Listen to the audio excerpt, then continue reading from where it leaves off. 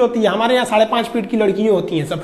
तो सड़िया को थोड़ा सा चौड़ा करना पड़ेगा ना, नहीं तो यही वाला पहना देंगे उन लोगों को तो स्कर्ट की तरह लगने लगेगा, रिजेक्ट हो गया। हम लोग कस्टमर्स का ध्यान नहीं रखते हैं, चाइना बहुत ही ध्यान रखता है। वो कोई भी चीज बेचने से पहले अपने टॉप ग्रेड के अधिकारियों को भेजता है अब पता करने के लिए कि पता करो वहां कस्टमर की डिमांड कितनी है, कितना पैसा खर्च कर सकते हैं। आप देखेंगे भारतीय टॉर्च इस तरह के थे, ससुरा में महीना में 50 रुपया के सेले लग जाता था, चलाइए तो फिर ढीला हो जाता था, चलते चलते बुझ जाएगा। एक बार हमारे यहाँ सांप निकला था, खोज रहे थे तो बुझ गया। यहाँ पे चाइना आया तो देखा लोगों की सोच कैसी है, तो चार्जिंग वाला टॉर्च लगा दिया, अलग से चार्जर नहीं, उसी में एक तो दे दिया कि भैया पीछे से चार्ज कर दो, आगे से फोक्स मारने वाला लगा दिया, खड़ा कर दीजिए तो इधर से चौड़ा रोशनी मारेगा, कस्टमर के हर एक डिमांड को पूरा कर दिया। वो अलग बात है कि अभी मोबाइल का फ्लैश लाइट इतना ना आ गया है कि अब टॉर्च धीरे धीरे विलुप्त हो रहा है। मेरा कहना है कि कितनी चीज को जोड़िएगा, बहुत से ऐसे चीज तो आप जानते नहीं है जिसको यूज करते हैं कि वो चाइनीज है। आप 2-4 चीज जानते हैं, एक तो मोबाइल, टीवी, ये सब चीज जान गए कि चाइनीज है, भगाओ इनको भगा देने से चाइना भाग जाएगा। नहीं, हमको ये मौका नहीं गंवाना चाहिए। भारत सरकार चाइनीज सामानों पर 31% टैक्स लगाती है। अब WTO थोड़ा दबाव बनाता है सरकार के ऊपर कि आप दूसरे के सामानों को आयात करने से नहीं रोक सकते हैं, आपकी पब्लिक रोक दे तो अलग बात है। तो इसमें हमारा काम है कि हम उसे रोके, लेकिन हमारी मजबूरी भी तो है, हमको उतना सस्ता सामान चाहिए। बहुत से लोग हैं जो नहीं अफोर्ड कर सकते हैं, जो गरीब लोग हैं वो मजबूरी में चाइना का इस्तेमाल करेंगे। उनको तो इतना नहीं पता है कि made in China, made in India कहां लिखा है, पढ़ने भी नहीं आता है। तो भारत सरकार को क्या करना चाहिए कि चाइनीज सामानों का जितना सब्स्टिट्यूट वियतनाम के पास है, ताइवान के पास है, उससे आयात करना चाहिए और उन पर टैक्स को महज 5% कर देना चाहिए, जिससे कि उनके सामान सस्ते लगने लगेंगे, चाइनीज सामान महंगा लगने लगेगा। इसके टैक्स को 31 से बढ़ा के 41 कर देना चाहिए ताकि इसके सामान और महंगे हो जाए। जो बंदरगाह है जहां से विदेशी सामान आते हैं, वहां अपने अधिकारियों को गुप्त रूप से ट्रेनिंग दे देना चाहिए कि चाइनीज सामानों को ना इतना ना टॉर्चर कर देना, उसको जो उड़ीसा का सामान रहेगा तो जम्मू कश्मीर भेज देना, आसाम का रहेगा ससुरा को लुधियाना भेज देना, इतना टॉर्चर कर देना। इंडिया को कह देगा भाई हमारे यहाँ यही सिस्टम है, ताकि उसको लेट किया जा सके। चाइना यही करता है अपने देश में, दूसरे देश की कंपनियों को घुसने नहीं देता है। और वियतनाम जो ताइवान से कंपनियां हैं उनको सहूलियत दीजिए, धीरे धीरे इंडिया के जो डिस्ट्रीब्यूटर हैं, होलसेलर, वो कहेंगे यार चाइनीज सामान छोड़ो यार, उन सबको ले आने में बड़ी माथापच्ची हो जाता है, उससे अच्छा ताइवान से लो, जब सेम रेट में मिल रहा है, वियतनाम से लो सेम रेट में मिल रहा है। चाइना तंग आ जाएगा, फिर चाइना आप पे दबाव बनाएगा। तो चाइना से कहना पड़ेगा भैया साफ देखिए कि भैया आप हमारे देश में बेचिए, नो डाउट बेचिए, हम आपको 31% की जगह 25% टैक्स लेंगे, 20% टैक्स लेंगे, लेकिन आप भारत में कारखाना खोलिए। भारत में कारखाना खोलेगा तो भारत को बहुत फायदा, जमीन भारत से खरीदेगा, यहीं से ईटा उटा खरीद के बिल्डिंग बनाएगा, यहां जब उत्पादन करेगा तो भारत की GDP बढ़ेगी, यहां के लोगों को रोजगार मिलेगा। क्या अपने यहां से मजदूर को थोड़ी लाएगा, ले आ दिया तो और फायदा। क्यों? क्योंकि जब आप देखिए पटना में लड़के पढ़ने जाते हैं, दिल्ली में पढ़ने जाते हैं, तो बाहर से जैसे लड़के आते हैं ना, तो वहां का मकान मालिक राजा हो जाता है कमा के, वहां दुकानदार, सबको फायदा हो जाता है। तो और अच्छा है ससुरा, चाइना से लोग आओ यहाँ पर, यहीं के सामान खरीदोगे, यहीं पे घूमो फिरोगे, और फायदा हो जाएगा।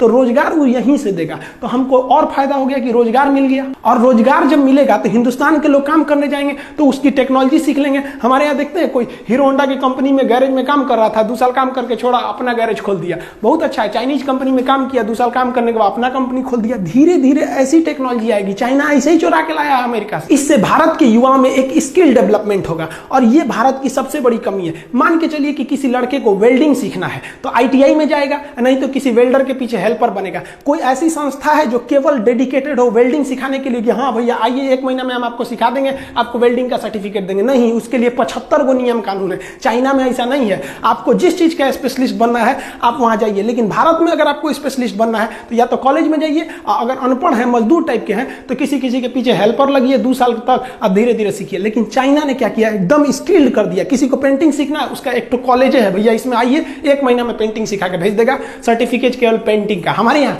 ITI, IIT, BE, BTech, MTech, lab मार डालेगा उसको पढ़ा के। जो चाइनीज ऐप है जैसे टिकटॉक है, वीमैट है, वीचैट है, बहुत ज्यादा 52 से ज्यादा ऐसे ऐप है जिसको सरकार ने बैन किया है, उस पर निगरानी रखने के लिए कहा है, अभी बैन नहीं किया है। ये अपना डाटा जो है ना उसको स्टोर करते थे चाइना में। जैसे मान लीजिए आप शादी में गए, कोई रिकॉर्डिंग किए, तो वो रिकॉर्डिंग कहां आता है? आपके मेमोरी में। हम ये यूट्यूब पे वीडियो बना रहे हैं, ये ना आपके मेमोरी में ना मेरे मेमोरी में, ये कहां गया? तो ये यूट्यूब के सर्वर में गया। तो भारत सरकार को भी चाइना के जितने भी ऐप हैं कहना चाहिए कि भैया तुम ऐप आओ, क्योंकि तुम तो है प्ले स्टोर पे, हमारे पे तो हो नहीं, आओ, लेकिन तुम जितना डाटा यूज करोगे ना उसको भारत में रखना पड़ेगा।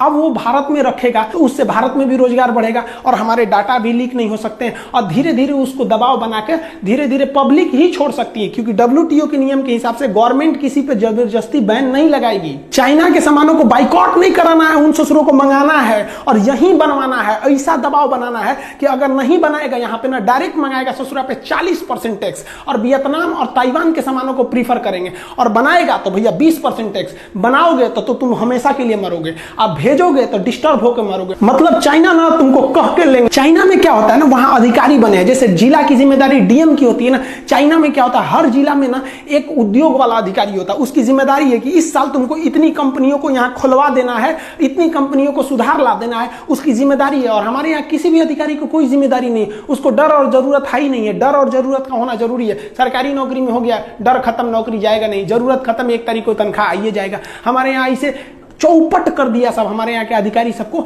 आप जाइए ना भारत में, अपना आय प्रमाण पत्र, मृत्यु प्रमाण पत्र बनाइए ना, एक आदमी मर गया, उस ससुरा का सर्टिफिकेट बनाने में 1 महीना लगा देगा सब। तो विदेशी कंपनियों को टॉर्चर करके रख देता है सब। इसलिए भारत में आने से पहले कंपनियां डरती हैं, जबकि जानती हैं कि हमारा माल भारत में इतना खप जाएगा कि हम कमा के लाल हो जाएंगे। लेकिन हमारे यहाँ के अधिकारी उनको ऐसा ना रगड़ देते हैं कि बेचारे भाग जाते हैं यहाँ पे। तो भारत सरकार को भी ना अपने सुझाव में उनके सलाहकारों को एकदम ट्रेनिंग देना है, एक अधिकारी बैठा के भेजना है दिल्ली में, मुंबई में, जहां भी इंडस्ट्रियल हब है, कि हमको हर साल यहाँ 200 फैक्ट्री बढ़ जाना चाहिए, नहीं तो ससुरा गोली मार देंगे तोरा हम यहाँ पे।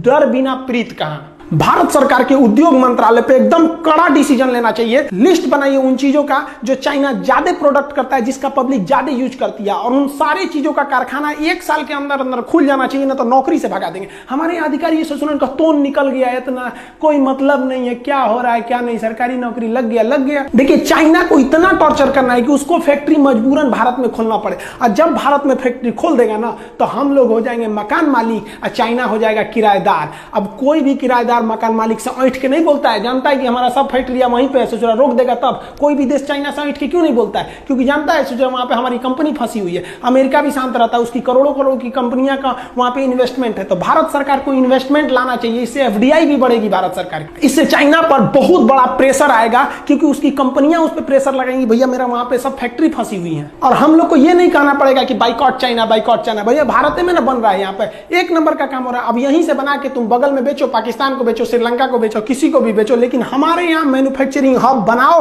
हमारे यहाँ बेचना है तो बनाना पड़ेगा, नहीं तो भाड़ में जाओ ससुरा। हमारे यहाँ दिक्कत क्या होता है, एक टुटपुजुआ नेता चल जाता है ना, उसके पीछे 50 गो पुलिस वाला जाएंगे, नेताजी जा रहे हैं, नेताजी जा रहे हैं। और हमारे यहाँ वैज्ञानिक सबको कोई वैल्यू नहीं दिया जाता है। हम एक बार दिल्ली से पटना